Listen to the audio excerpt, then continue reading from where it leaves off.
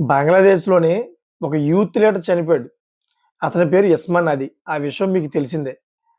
రీసెంట్‌లీగా మన భారతదేశంలో ఉన్నటువంటి భూభాగాల్ని తీసుకొని, అతను కొత్తగా ఒక మ్యాప్ క్రియేట్ చేసి సోషల్ మీడియాలో పెట్టాడాయన.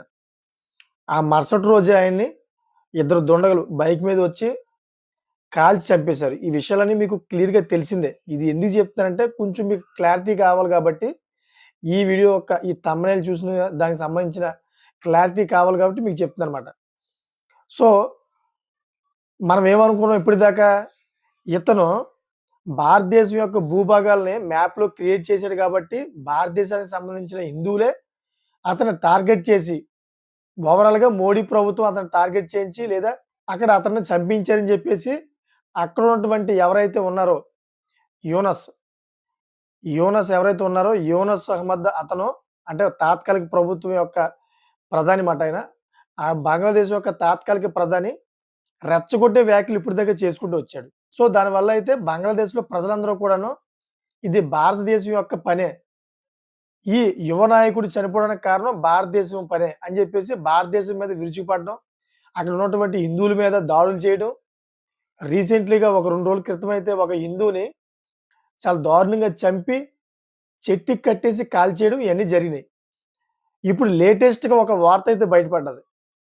ఆ వార్త ఏంటంటే, ఇది చేసిందంతా దీని అంతటికి కారణమైతే బంగ్లాదేశ్ యొక్క తాత్కాలిక ప్రధానియే.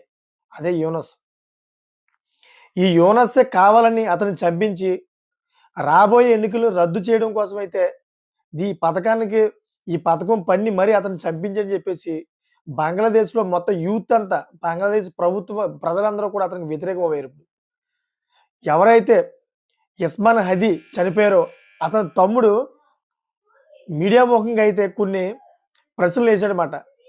రాబోయే రోజుల్లోని ఎన్నికల్ని రద్దు చేయడం కోసమే ఈ యూనస్ ఈ ప్రధాని మా అన్నయ్యని చంపించాడని చెప్పేసి మీడియా ముఖంగా అయితే ప్రశ్నల వర్షం కురిపించాడు.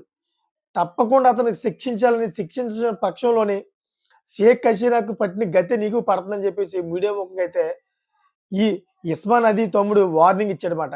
ఇప్పుడు దాకా అక్కడ ఉన్నటువంటి తాత్కాలిక ప్రధాని భారతదేశం వైపు వ్యతిరేకం వచ్చేలాగైతే అక్కడ ఉన్నటువంటి ప్రజలందరూ కూడా రెచ్చగొట్టాడు.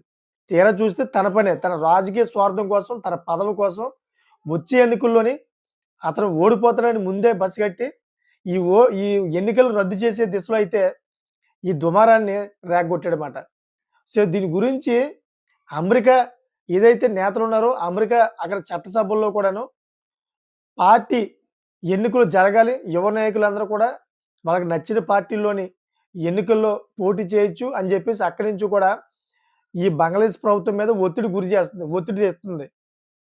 సో, ఎందుకంటే షేక్ హసీనా పార్టీ ఏదైతే ఉందో దాన్ని బంగ్లాదేశ్‌లోని పూర్తిగా నిషేధించిందన్నమాట. ఎన్నికల్లోని పోటీ చేయకుండా ఉండాలని.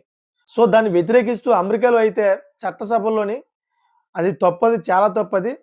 ఎవరైతే యువ నాయకులు ఉన్నారో లేదా ప్రత్యర్థులు ఉన్నారో వాళ్ళందరూ కూడా వాళ్ళకి ఇష్టం వచ్చిన పార్టీలోని మళ్ళీ పోటీ చేయొచ్చు అని చెప్పేసే విధంగా వాళ్ళు అక్కడి నుంచి బంగ్లాదేశ్ ప్రభుత్వం మీద ఒత్తిడి చేస్తున్నారు. సో, ఇదంతా మైండ్‌లో పెట్టుకొని రాబోయే ఎన్నికల్లో నువ్వు ఓడిపోతావనే ఉద్దేశంలోకెళ్ళి యూనస్ ప్రభుత్వం అయితే ఈ దాడికి నెలకొల్పింది.